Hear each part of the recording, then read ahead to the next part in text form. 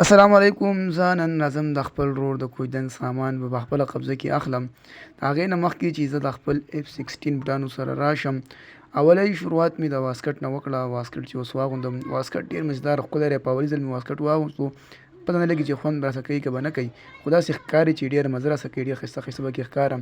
د هغې سره ټوتپیسټ، د ټوتپیسټ نه پس رومیال، د رومیال نه پس بنین نه پس عین، او د عین نه پس ځان مې سړی چې څنګه ښکارم ښایسته. د عین د کتو نه پس مې د هغې هار راواخیستو، هغه هم غاړې ته اچوم. کوشش کوم پردوغاښ پکې کوم چې شتی پکې نشتی، او زما په خیال پردوغاښ نه شي. دا پکې صابون نه پس سپری، او بیا ټوتپیسټ، د ټوتپیسټ نه پس بیا د عطرو، او دا د بټوه مې راواخیسته، بټوه مې خوښه نه شوه.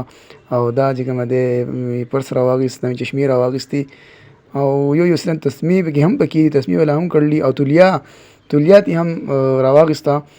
ټول یو سامان دا مې کپړه. تاسو ګورئ چې د سپینې کپړه زما څخه خوند کوي که نه کوي. د واسکټ سره سپینه کپړه څنګه چل ښکاري، مزه کوي او که نه کوي. دې نه پس مې څېره راواخیسته. په څېره کې ګورم چې روپۍ پکې شته که نشته. دا پردوغاښ او د پردوغاښ نه پس څېره ګورم که روپۍ پکې وي، خو ټیک ته واخلم، که نه وه نو پرېږدم.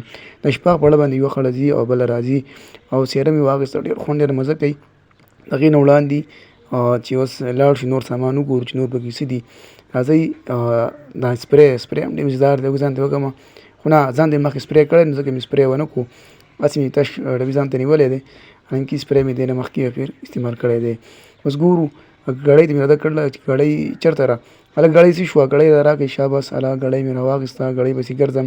دا ګړۍ ده او آیفون کې ده، ټچ ګړۍ ده. ما چې ټچ ګړۍ په سترګو مې لیدل، مال د کولېدو چل هم نه راځي چې څنګه کولاوېږي. کچرور مې له کولاو کړه، لاس ته یې واچوم. اوس به ګورو چې مزه کوي او که نه کوي. که خوند یې وکړو راته ووایي چې بیا دې واخلم، که خوند نه کوي نو بیا دې بالکل نه اخلم. او لکه ډېر ښایسته ښکارم. واسکټ مې اغوستی دی او واسکټ مزه کوي که نه کوي. دا شپاق مې هغې غاړې راسه واچوله. تپوس ترې کوم چې وړی څنګه دی، وړی درزا کوي که نه کوي. اوس ګورو چې څه کېږي دې نه خوا. راځئ د شپاق خبرې په خپله واورو. هلکه چشمې بربادۍ شوې، چشمې مې اوس په سترګو کړې، او اوس په واسکټ کې تاو شم پکې. خوند کوي که نه کوي. که خوند یې کوم خو ټیک ته راته په کمنټ کې ووایه چې بیا یې واغوندم، که نه نو پرېږدم.